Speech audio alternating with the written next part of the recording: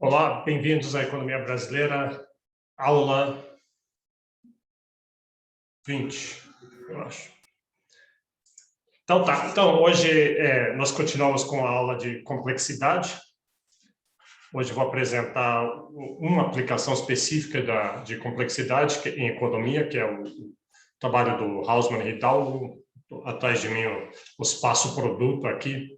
Vamos ver como é que calcula isso, o que é isso que ele quer dizer. Hoje, daí eu vou apresentar esse trabalho deles, depois o Renan Abrantes vai apresentar uma extensão que ele fez na dissertação de mestrado dele. Então, esse é o que tem na agenda hoje. Aí, na próxima aula, daí a gente vai acabar na próxima aula a parte de complexidade, embora não dá nem para... Eu fico assim, mas tem outras coisas que eu quero colocar, tem tanta coisa de complexidade que eu quero colocar. Me lembro, não, isso não é um curso de complexidade, isso aqui é um curso de economia brasileira. Então, mas a próxima aula, então, vai ser por que políticas públicas fracassam sob complexidade. E eu preparei hoje de manhã, a gente vai falar um pouco sobre isso hoje, mas eu preparei hoje de manhã uma discussão sobre política industrial. Como é que a gente pensa sobre política industrial, sob complexidade, e encaixa bem com o tema de políticas públicas, que a política industrial no final das contas, uma política pública. Então, deixa eu admitir aqui. Então, antes eu queria fazer uma coisa, que na aula passada, a Daisy, que está aqui, ela fez uma pergunta assim, falou, daí o Paulo Gala e outros falaram assim, mas tem a complexidade da SFI, da Santa Fe Institute, e aí tem Hausmann Hidalgo e outros. Eu queria mostrar um pouco, aí ficou claro para mim que... Peraí, que tem que admitir quem está chegando aqui. Eu dei vários exemplos de sistemas complexos na aula passada, então lá deve ter ficado claro assim, quer dizer, a ideia era que ficasse claro a variedade de coisas que tem, desde economias, a ecologias, a cérebros, sistemas imunológicos, grupos de pessoas juntos, redes sociais, redes tecnológicas, clima, língua, um monte de coisa diferente. Então, sistemas complexos tem o que você gosta de chamar universalidade. Qualquer sistema onde tenha a interação entre os agentes sob aquelas condições específicas. Nem todo... a nova lei, né, de licitações, então é recente. Nem todo mundo ligado com todo mundo, mas nas condições certas. Aí, nesse sistema, sejam eles células, pessoas, pássaros, formigas, robôs, seja lá o que for, dão emergência a fenômenos, a padrões. É isso que é sistemas complexos. Então, você aplica um monte de coisa. Mas aí eu fiquei pensando assim, mas tá um monte de exemplos, tudo bem, mas como é que faz pesquisa nisso? Hausmann e Hidalgo é um exemplo bem claro de como faz pesquisa nisso, de uma pesquisa com resultado que dá para usar. Mas o que eu quero fazer agora, antes de chegar neles, é mostrar que isso é uma coisa muito pequena, isso é só um pedacinho muito pequeno de complexidade, tem um monte de outras pesquisas que dá para fazer. Então, um jeito de mostrar isso, da abrangência de complexidade como um instrumento de análise, eu quero duas coisas. Tem um site de uma universidade, da UNAM, Universidade do México, no caso chamado Carlos Gershenson, alguma coisa assim, que ele é Complexity Digest. E ele vasculha a internet e joga ali qualquer novidade, livro, conferência, artigo de jornal que sai. Uma vez por semana eu vou lá só para ver o que está acontecendo. E o que me chama a atenção quando eu vou lá é que você vê assim a variedade de coisas. Algumas coisas são claramente de física, e eu não entendo nada que está ali. Outras são claramente de biologia, mas outras são ciências sociais. E eu vou só passar só o que está lá hoje, só passar as primeiras páginas, assim, só para ver a abrangência de temas e pesquisas que tem. E a segunda coisa é a Santa Fe Institute tem um jornalzinho mensal deles que chama Parallax. Eles acabaram de mandar essa semana o Parallax, lá também eles estão noticiando as pesquisas que eles fazem. É um bom lugar para ver. Então, vamos ver aqui primeiro Aqui está o Complexity Digest, é esse aqui o endereço deles. Então, vamos só ver o que está lá essa semana aqui. Então, tem propaganda não, a primeira notícia é um livro que vai sair, um handbook sobre cidades e complexidades. Complexidade é uma das áreas, e esse negócio que eu preparei sobre política industrial, que eu vou mostrar na aula que vem, eu vou começar falando sobre cidades, porque eu vou fazer o paralelo entre cidades como sistemas que crescem superlinearmente, depois encontram restrições e morrem. Ou cidades não morrem, mas nem se você jogar bombas atômicas em cima, cidades morrem. Mas eles perdem dinamismo. E o único jeito de cidades continuar existindo é com inovação. E as inovações têm que vir cada vez mais rápido. Eu vou mostrar um modelo de complexidade que mostra isso e fazer o paralelo com firmas. E firmas é a mesma coisa. E aí que vai entrar a ideia de política industrial. Então, está aqui, cidades.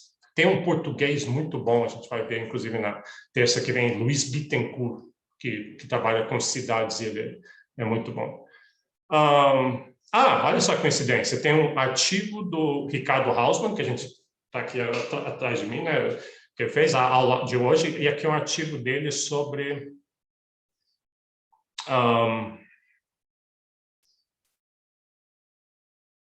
inovação tecnológica e a diferença entre países ricos e países pobres, a capacidade de fazer inovação tecnológica. Inclusive, hoje, logo antes da aula, tinha um tweet dele, ele tem um site com mais de 1000 cidades, parecido, é tipo filhote desses projetos que eles fizeram aqui com exportações, mas é com cidades, com dados de cidades. A próxima aula a gente vai falar um pouco sobre cidades. Vamos ver o que mais aqui. O Brian Arthur, a aula passada foi um texto dele, mas aqui está noticiando ele participando de um podcast. Eu ouvi, ele é engraçado, ele fala bem, vale a pena ouvir isso. Um sotaque meio irlandês, assim.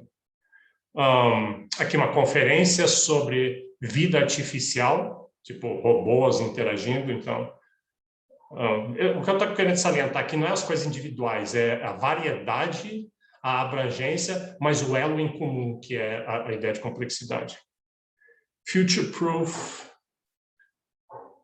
eu não sei o que é isso aqui, mas é um artigo de uma revista.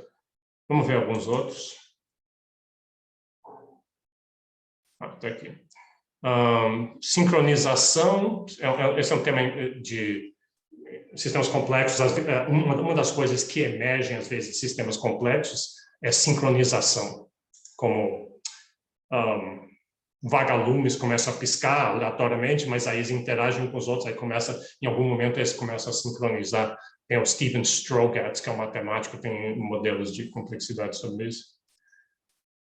Esse aqui é aquele famoso estudo sobre as máscaras, então, Nassim Taleb aqui. E esse Yanir Bar-Yam, eles são...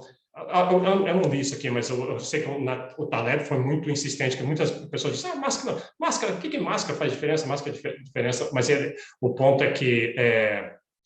tem até a foto do Nassim Taleb viajando de avião, ele teve que viajar no meio da pandemia, ele foi com, acho que 3 máscaras, aquela máscara de cima e outra, e o negócio é que a pandemia é um risco multiplicativo, né? Um risco multiplicativo, então...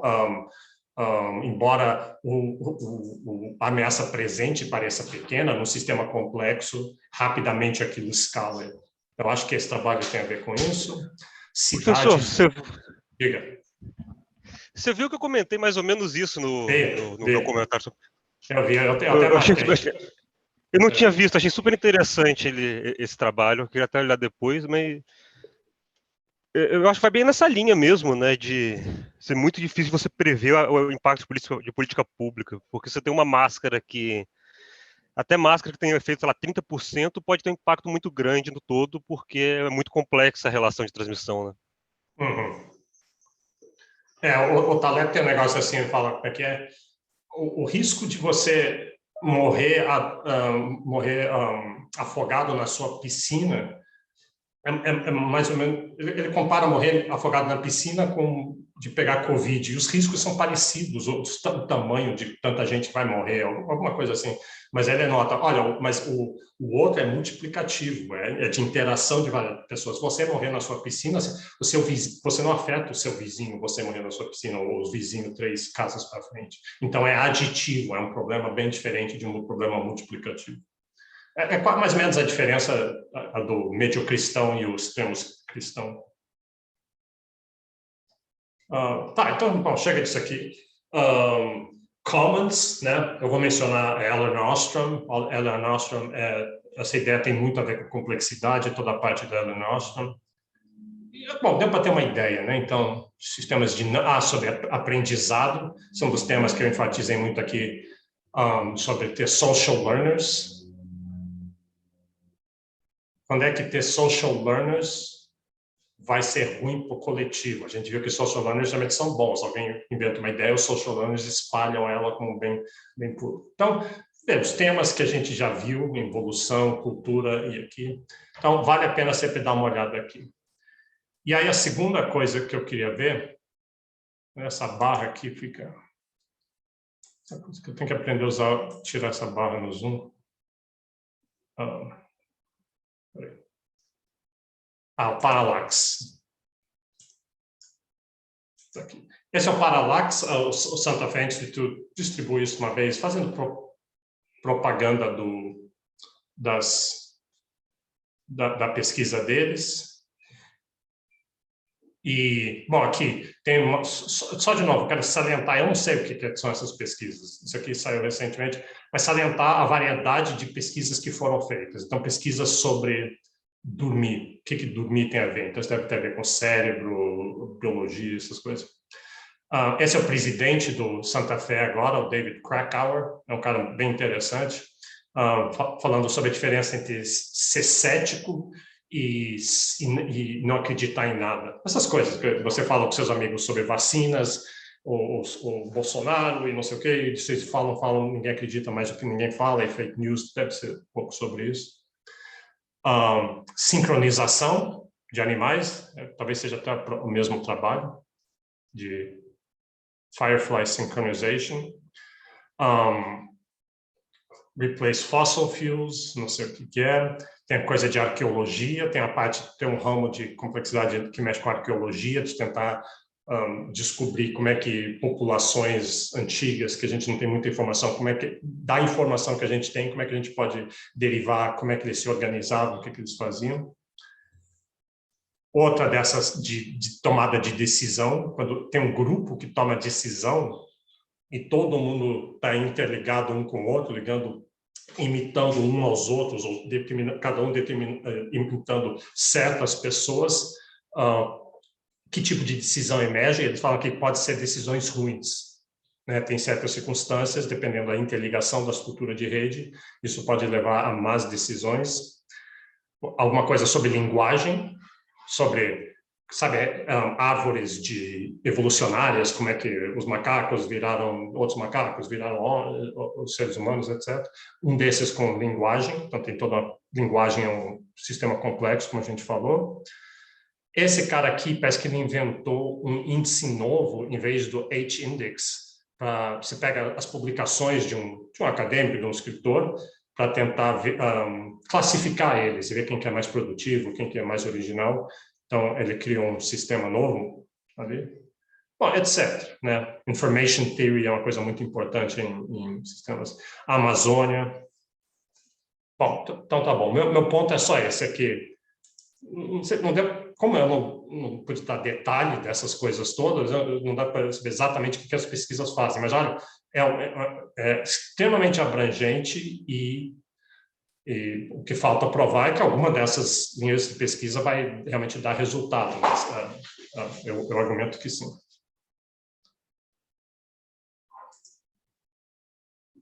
Tá. Alguém botou um...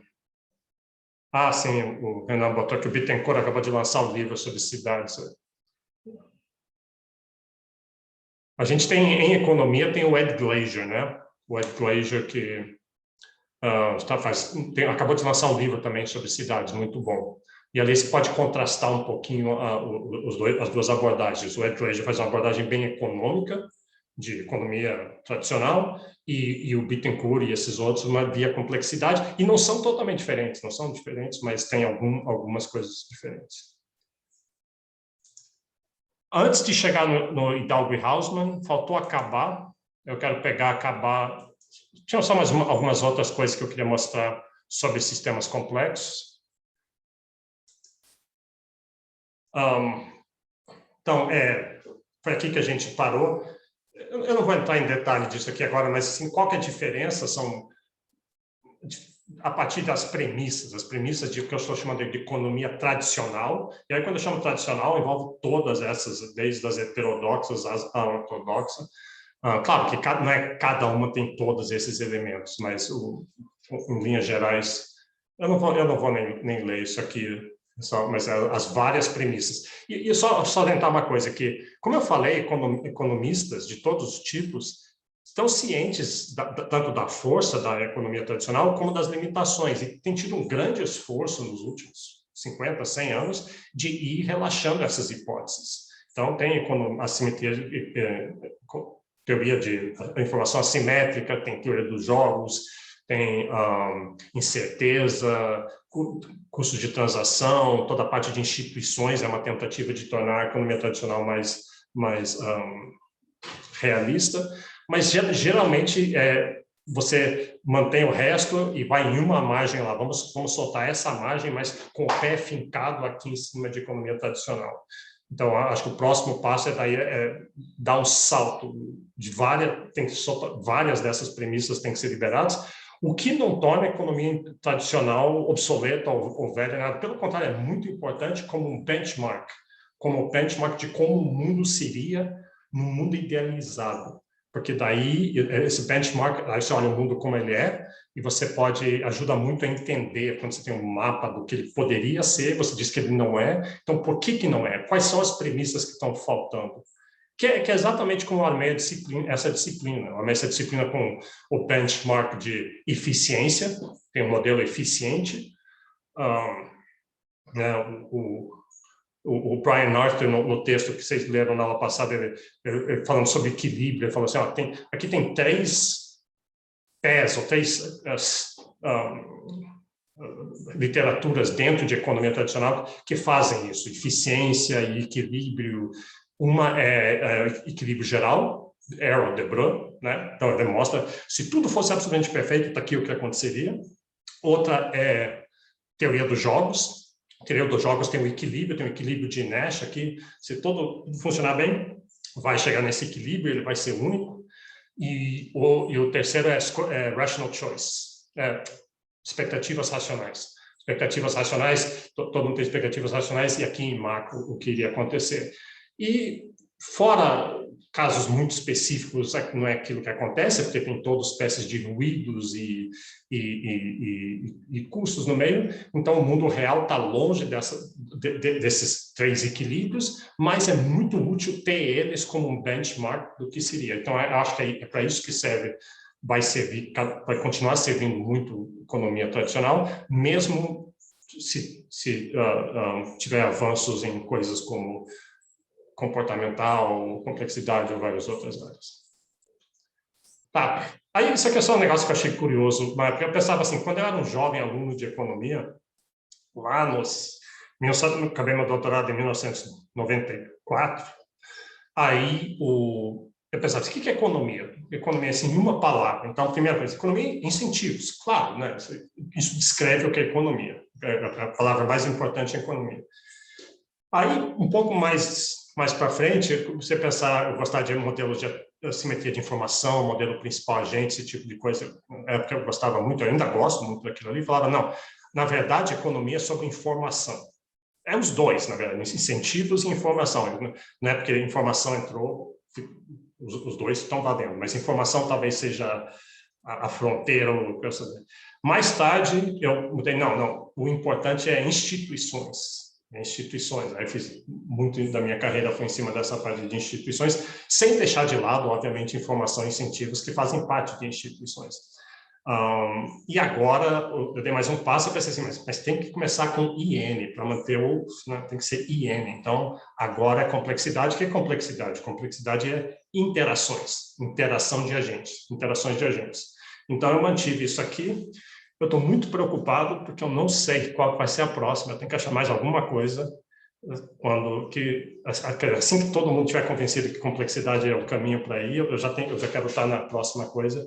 E eu tem que ser com IN. Então, se alguém tiver alguma ideia, não sei. Bom, aí eu sempre fico pensando assim, eu estou aqui tentando convencer um monte de alunos de economia e não de economia, de outros, também tem outros, que essa literatura é respeitável, vale a pena, não é uma fraude, um charade, um fogo de palha, dessas coisas que vai morrer, que tem sempre, né? A história, inclusive as encarnações anteriores de complexidade foi isso. Então, um jeito de fazer isso é mostrar que gente do topo da profissão respeitável acha respeitável. Então, o que eu fiz? Eu peguei... eu fiquei surpreso a ver quantos ganhadores de prêmio Nobel em economia. Esse é o comitê. Está escrito comitê. Um monte de suecos. Eu sempre imaginava que era um monte de velhinhos suecos, né? Você pensa nessa escolha do Nobel, deve ser um monte de velhinhos barbudos, assim. Mas não é. E quantos ganhadores do Nobel de Economia lidaram com complexidade, fizeram alguma coisa que pelo menos eu possa fazer uma ligação? Então, muita gente critica o prêmio Nobel, dizendo você sempre fica desapontado, né? Que você queria que os seus caras da sua literatura ganhassem e só uma vez a cada 5 anos eles ganham, e aí você fica bravo quando os outros vai lá no Twitter e fala uma coisa desrespeitosa de quem ganhou. Isso não é para falar nisso daqui a pouco, né? Semana que vem, outra semana, daqui a pouco eu vou dizer qual que vai ser a gente faz um bolão na próxima aula. Quem ganhar o bolão, eu vou dar um livro do Institutions and Organizations. Tá? Então, já vamos pensando nisso. Próxima aula, a gente faz o bolão.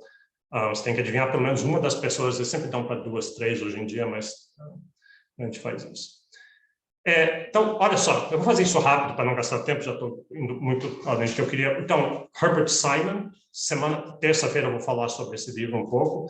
Não é um cara de economia, é um cara de organizações, de administração, mas ele tem esse paper, The Architecture of Complexity, que é um dos...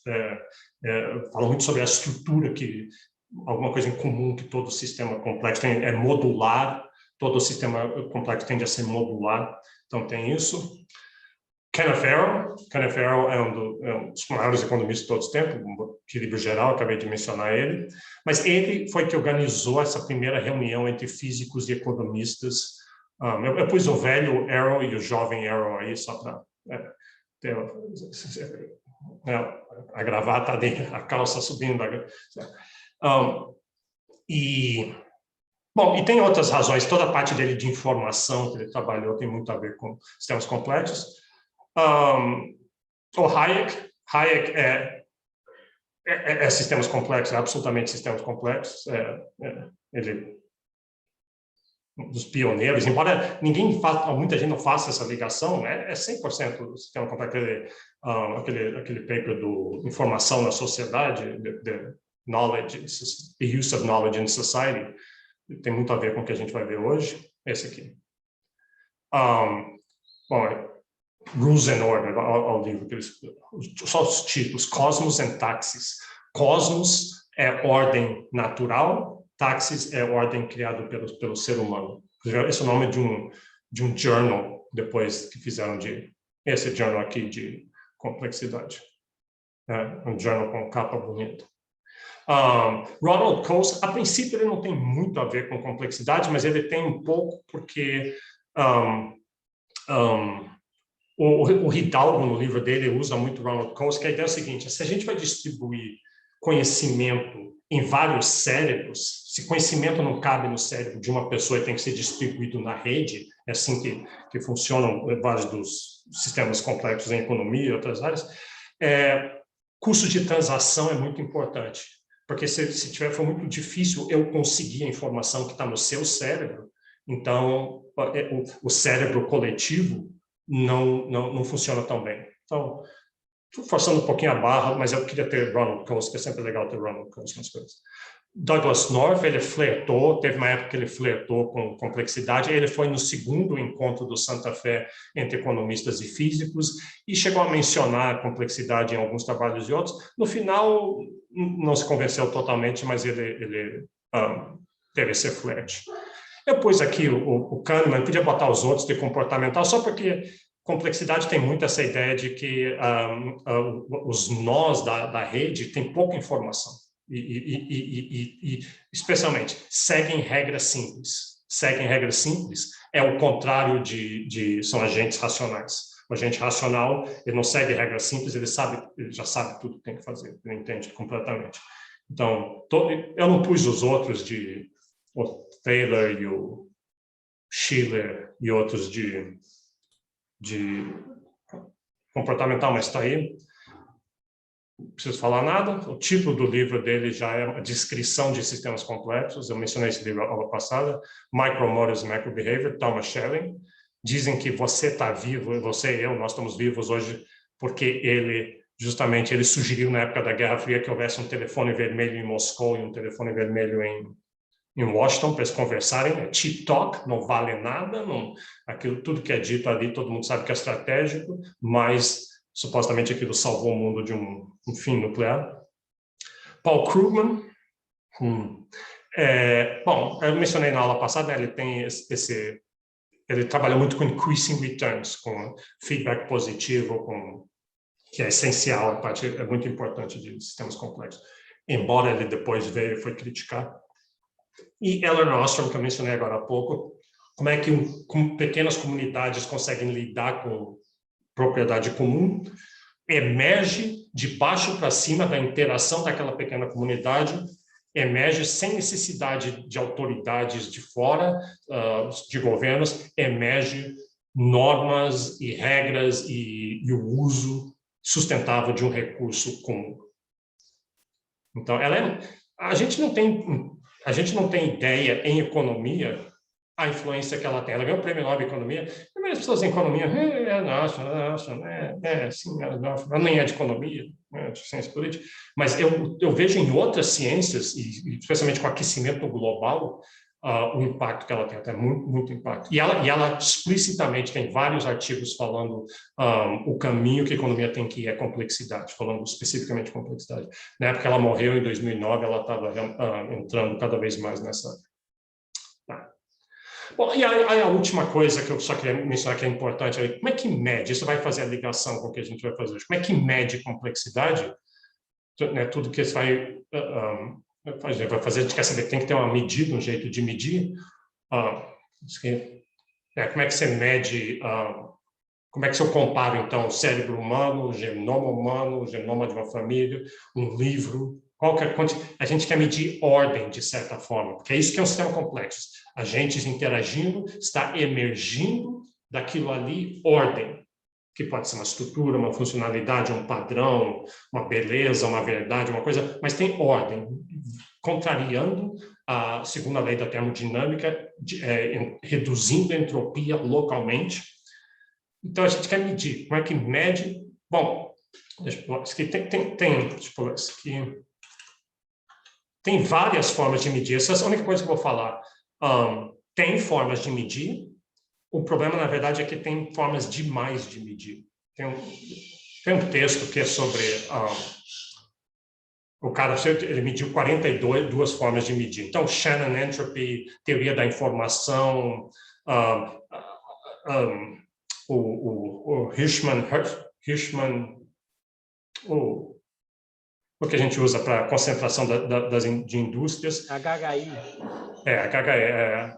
Hirschman, mais alguém? Herfindahl-Hirschman Index. E que é uma versão, acaba que é uma versão de teoria de informação, dessa fórmula que está embaixo. O ponto é que tem vários jeitos de medir, mas não tem um jeito... Tem Kolmogorov e vários outros, ou assim, qual que é o menor programa que faz emergir esse fenômeno, esse sistema complexo, essa propriedade emergente. Então, se você vai programar, qual que é o menor programa que faz? Esse é um jeito de medir. Se para fazer emergir essa coisa que você está estudando precisaria de um programa todo complicado, então ele seria mais complexo ou menos complexo. Então, tem todo um jeito. Mas o ponto é que tem jeitos de medir, não tem um jeito único, isso é mesmo. A gente fica meio chateado com isso, que a gente quer um jeito único.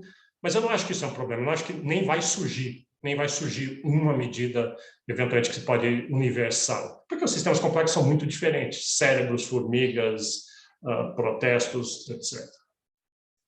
Tá, eu vou parar aqui. Como eu falei, tem muito mais, mas a gente tem que escolher. Então, tá. Então, eu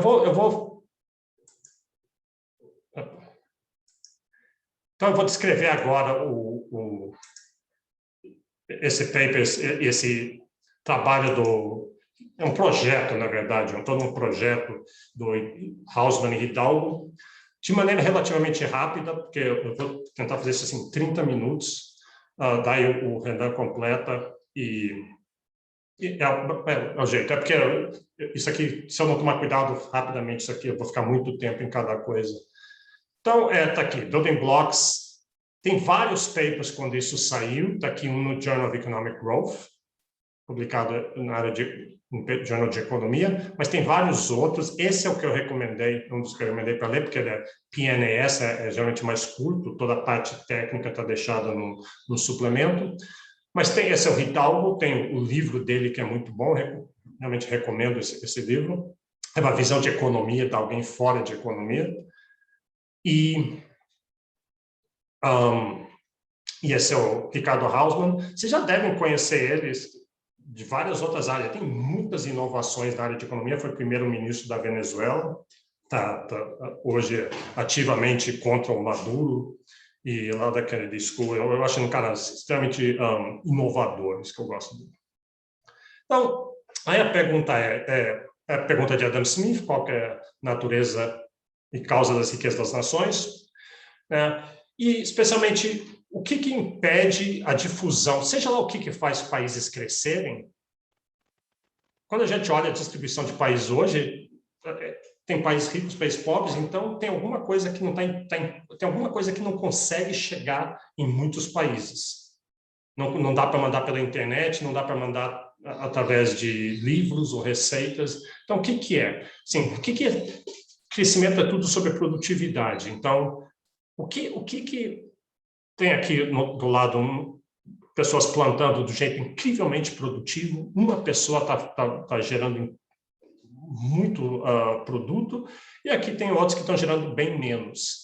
Mas por que esses outros não podem fazer o que o outro faz, né? Qual é o empecilho? Eu sei que é meio ingênuo dizer, tá, tem um monte de coisas, tem a história e tudo, mas no fundo,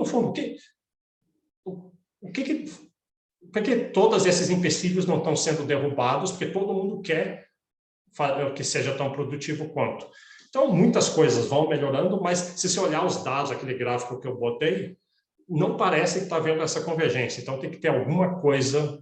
É assim que eles colocam o desafio deles. Então, você vê essa variabilidade. Na época de Adam Smith, o país mais rico era 4 vezes mais rico que o mais pobre.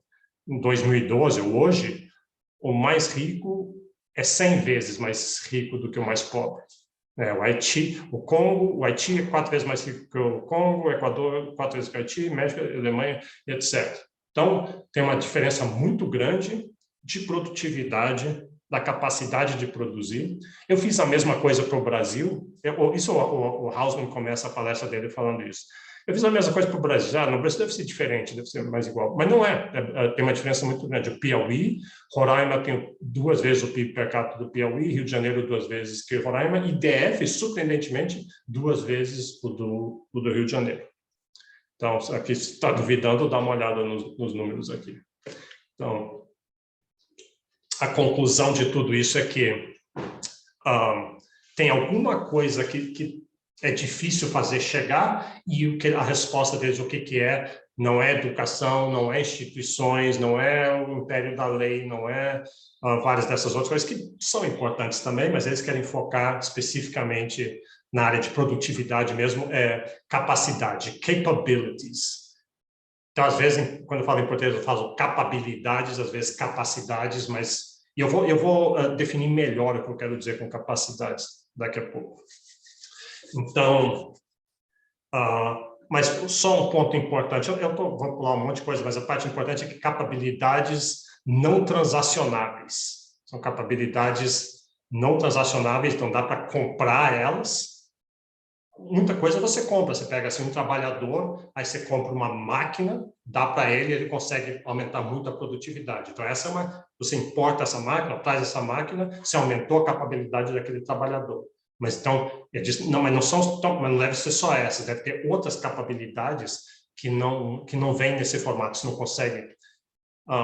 Então, o que ela, bom, a gente já vai voltar a elas. Então, uma metáfora para ver o que é capacidade. Então, o problema é que a gente não observa elas, né? Esse que é o problema. Não é educação, eu sempre faço questão de dizer, não é educação, é além de educação.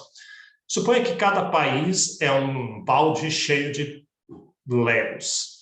Cada tijolinho é uma capacidade. Essa capacidade de lidar com física quântica, essa aqui é a capacidade de misturar cimento, essa aqui é a capacidade de preencher um formulário, cada uma é uma capacidade diferente. Capacidade. Então, mas eu não observo capacidades, mas eu posso observar o que um país faz. Então, se esse país construiu isso aqui, eu posso inferir do que o país faz, do que ele produz, eu posso inferir as capacidades. Então, esse país aqui, eu olhando isso aqui, digo, esse país não deve ter muitas capacidades, só umas coisas muito básicas, está produzindo coisas básicas.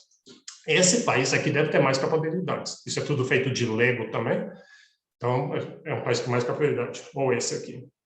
Então, a ideia é essa, é isso que eles vão fazer, eles vão pegar dados do que os países exportam, e vão comparar com o que os outros países exportam, e aí vão inferir do que eles exportam, ou de outro, tem isso com vários outros tipos de dados, o próprio Renan vai usar dados de serviços também, vai tentar inferir essa capacidade.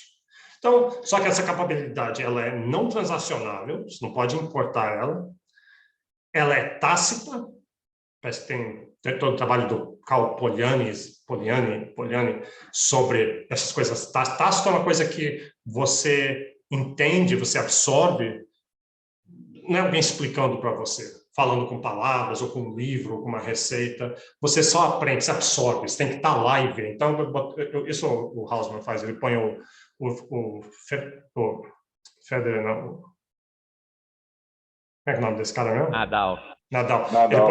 Ele põe o Nadal lá, ou o Neymar, sei lá, e uma semana ensinando você como é que faz aquele saque, como é que bate aquela falta, ele não vai conseguir explicar para você. Mas então, se você ficar lá ao lado dele durante um tempão, parte daquilo vai estar nas limitações. Tacitamente você vai aprender. Então, tem aprendizado tácito, o que torna muito difícil, isso vai ser importante quando a gente falar sobre política industrial, governos não conseguem, é muito difícil uma política tradicional de você querer que as pessoas aprendam, trazer especialistas, ou ensinar, ou livros, ou baixar da internet. Vem muita informação é importante, mas a parte tácita não vem. Então, essa é uma coisa. E coletivo, então, é conhecimento, ou know-how, tácito, coletivo, não transacionável. Então, essa que é a coisa escassa. Esse é o recurso escasso aqui. Coletivo quer dizer que não basta só uma pessoa saber fazer, e não dá, mesmo que várias pessoas muito inteligentes, o cérebro deles não cabe tudo, então não adianta ter só um certo número de gênios, ou não adianta nem ter todo mundo sendo um gênio no seu país. Você vai precisar botar diferentes quantidades de conhecimento no cérebro de cada uma especialização muito grande, interligar eles em rede. Eles não chamam disso, o Henrik chama de o cérebro coletivo, the collective brain, mas é isso que eles querem dizer. E aí sim, esse país vai deter esse know-how tácito coletivo não transacionável. E esse é o recurso difícil fazer. É isso que está fazendo a diferença entre países pobres e países ricos. todo o resto tradicional que a gente acha que é essencial, a tecnologia ou a educação, essas outras coisas, são importantes, mas essas coisas são obtíveis, são mais facilmente obtíveis. Então, aonde que está esse know-how? O know-how tem três. Ele pode vir nos instrumentos. Então, você compra uma máquina, você não sabe como que ela funciona, mas tem muito conhecimento na máquina e você aumenta a sua produtividade com ela. Então, o Hidalgo tentou cunhar um nome no livro dele, chama de imaginação cristalizada. Então, tem ideias cristalizadas em equipamentos, então esse é um ótimo jeito de aumentar a sua produtividade, mas só resolve determinados tipos de conhecimento. O outro são um monte de conhecimento que pode ser codificado. Então, lá, receitas, plantas e livros textos e vídeos do YouTube ensinando a fazer, ótimo, aquilo ali também resolve, mas o conhecimento tácito coletivo você não consegue. Então, eles postulam que é esse que é o problema. Esse que é isso que está emperrando o crescimento de vários países. E é isso que eles vão tentar medir, então, com o índice deles. Então, esse cara parece comigo, né? Não o esquimó, o outro. Eu fiquei muito... Eu dava essa aula várias vezes com esse slide, eu comecei a olhar esse cara, parece comigo. Eu não fiquei feliz com isso. Mas aí... Então, aqui. Então, você tem um esquimó. Esse esquimó, ele sabe fazer um bocado de coisa. Ele sabe caçar baleia, ele sabe fazer iglu, ele sabe 39 tipos de neve, quando o vento bate de um lado. Se eu soltar você ou eu ali, a gente morre em um dia, já era. A gente não consegue fazer. Então, ele sabe fazer muitas coisas. E provavelmente mais do que eu e você. Eu e você somos que nem esse outro cara que não sabe fazer nada, essencialmente. Esse cara, ele é muito bom em uma ou duas coisas. Ele sabe uma teoria econômica muito específica, ou ele sabe obturar o dente de alguém, e algumas vezes sabe fazer muitas poucas coisas. No entanto, o que interessa para uma sociedade ser produtiva não é os indivíduos. Então, não é porque você tem pessoas que sabem muito, que a sociedade sabe muito, porque onde o esquimó está, todo mundo sabe a mesma coisa. Todos sabem a mesma coisa. Então, não tem essa divisão de trabalho então, o cérebro coletivo, a sociedade, não sabe muito. Na nossa sociedade, cada um sabe muito, de uma fatia muito pequena, mas quando se junta todo mundo especializado nessa rede, nesse cérebro coletivo, essa sociedade sabe muitas coisas. E por isso que ela cresce e a outra não. Né? Então, o conhecimento está nos cérebros. E aí, então, se é isso, ótimo. Então, se a gente quiser que um país cresça, o que a gente precisa